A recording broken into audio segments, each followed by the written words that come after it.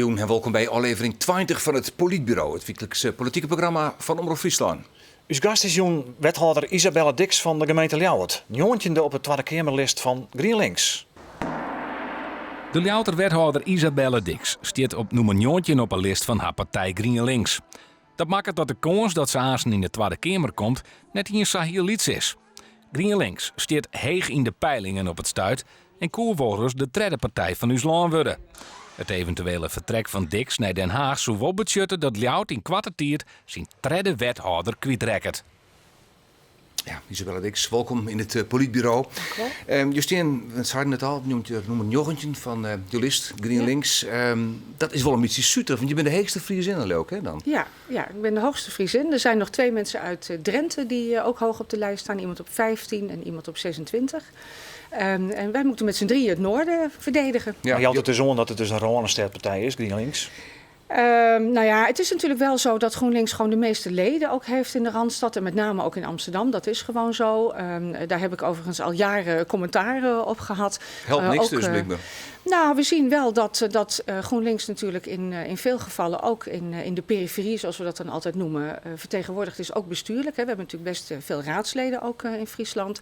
We zitten natuurlijk in verschillende colleges in de Staten. Maar dat vertaalt hem dus net in die list voor de Tweede Kamerverkiezingen. In 2006 stond je wat tiende. Ja, ik stond 10e.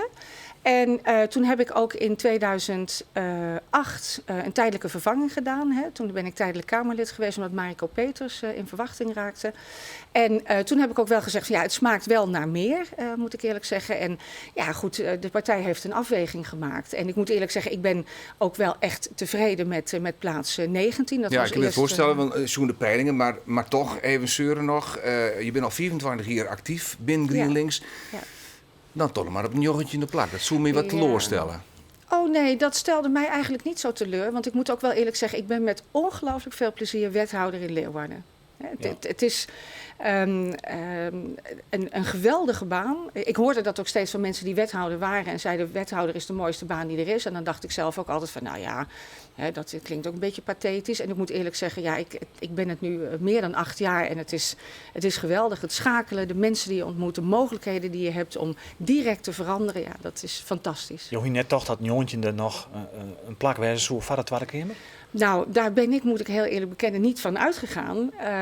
Toen dat al die gesprekken gevoerd werden, vond ik 19. Ik dacht, nou prima, dan kan ik op een mooie plek in het midden mijn partij verdedigen. Een soort listtruller als het ware. Nou ja, min of meer. En ik vind het ook van belang dat vrouwen op de lijst staan. Dus ook vrouwen uit Friesland. Maar en zo'n wil en dank naar Den Haag, dat nou, Sofie komt? Wil en dank, dat zou ook wel een beetje, dan zou het een beetje een sombere variant zijn. Kijk, wat ik zelf wel had, als wij verdubbelen qua zetels, of misschien wel verdriedubbelen qua zetels, zei ik thuis wel eens voor de grap, nou dan eet ik mijn hoed op. En als wij 19 zetels in de Kamer zouden krijgen, dan eet ik mijn hele garderobe op, bij wijze van spreken. Want dan wonen we wel echt in een heel ander Nederland. Ja, is dat het Klaver-effect?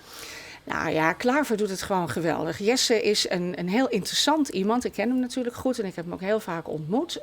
Het is een interessant iemand. Hij heeft echt een opvatting over de maatschappij, hoe die zich zou moeten ontwikkelen.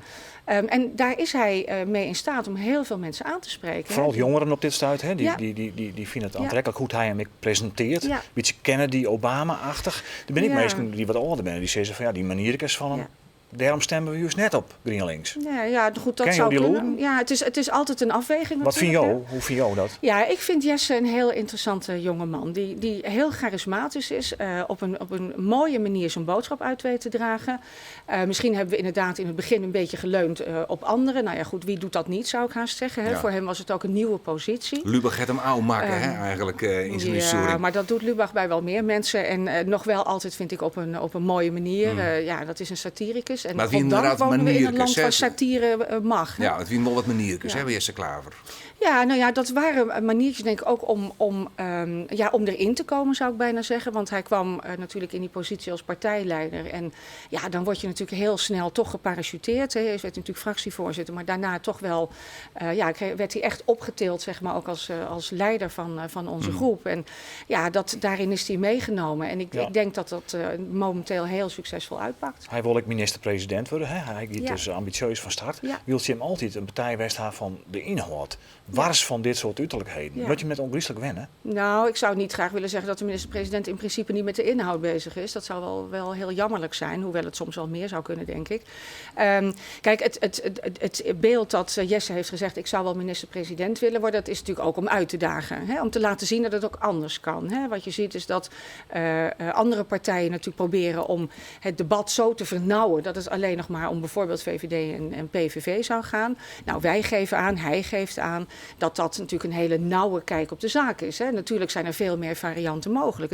Het zou heel erg jammer zijn als het politieke debat in ons land zo nauw zou worden dat er eigenlijk alleen maar keuze is tussen rechts en extreem rechts. Ja, het debat is wel heel erg ingewikkeld worden. Hè. Twee grote partijen die het heel dicht op elkaar zitten, nog even de laatste peilingen. Dan een heel stuk partijen, wat Jem ik bij, die daar vlak achter, nou, maar enige afstand achterom komen. Ja. Zul je jezelf als GroenLinks regeren maar de VVD? Want daar zul je hem, als je hem aan een kabinet deelnemen willen, net onontkomen kennen, liep het niet. Nou ja, of je ergens aan ontkomen kunt, dat zou op zichzelf geen goede houding zijn om met iemand te willen samenwerken. Hè? Want dat moet toch met een open houding zijn. Het grappige is dat we, ik zit al inderdaad waar u ook aan refereerde, al heel lang in de politiek. En ik heb natuurlijk ook wel gemerkt dat in prognoses kan je niet wonen, zeg maar. Hè? Dus peilingen zijn palingen, het zijn allemaal van dat soort termen.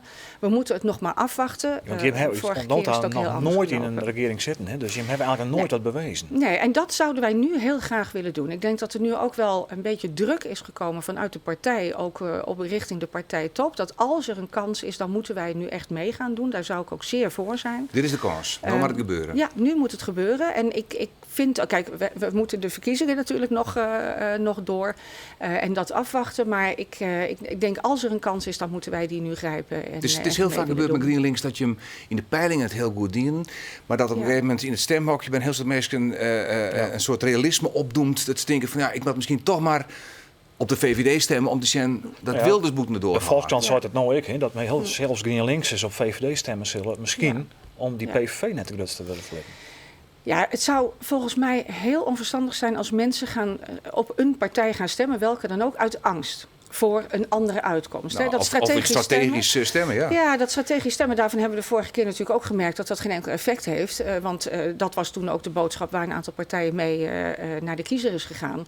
En de kiezer heeft in zijn beleving of haar beleving strategisch gestemd en zat vervolgens opgeschreven met een kabinet met VVD en Partij van de Arbeid. En wat we daar wel van hebben geleerd, is dat je niet links en rechts tegelijk kunt zijn. Je kunt niet voor en tegen tegelijk zijn. Dus daar zit wel een probleempje.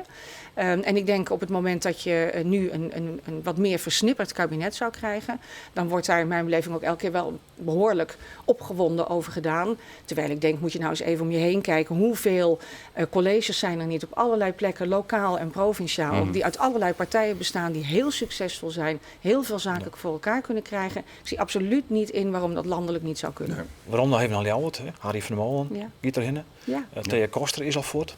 Had jou nooit naar voort gaan, hè? Wat bloot er dan door? Ja, dan wordt het wel heel moeilijk in Leeuwarden natuurlijk. Dat is net wenselijk, toch?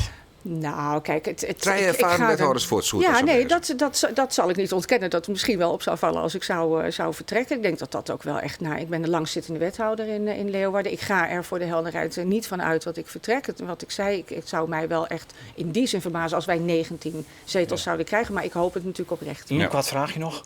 Stel je wil net keers niet in de Tweede Kamer. Blow je dan beschikbaar als listloeker en ik als wethouder voor jou van de nieuwe periode? Nou, dat gaan we dan eerst maar eens even bekijken. We gaan eerst die verkiezingen maar eens door. Ja of nee? Met heel veel plezier. Ik kan daar nu geen antwoord op geven. Je wil het wollen of je wil het net? Ik kan nu geen antwoord geven. Ik zou heel graag door willen als wethouder.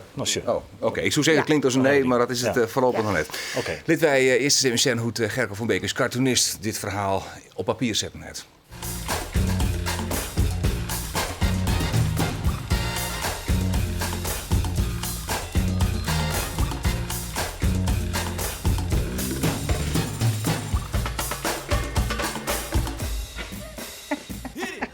Ja, mooi. Toch mooi. Dankjewel. Ja.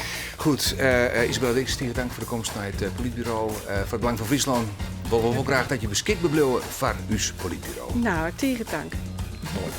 Het politbureau is het tak een week werk. Bedankt voor het zien en graag op naar je weer.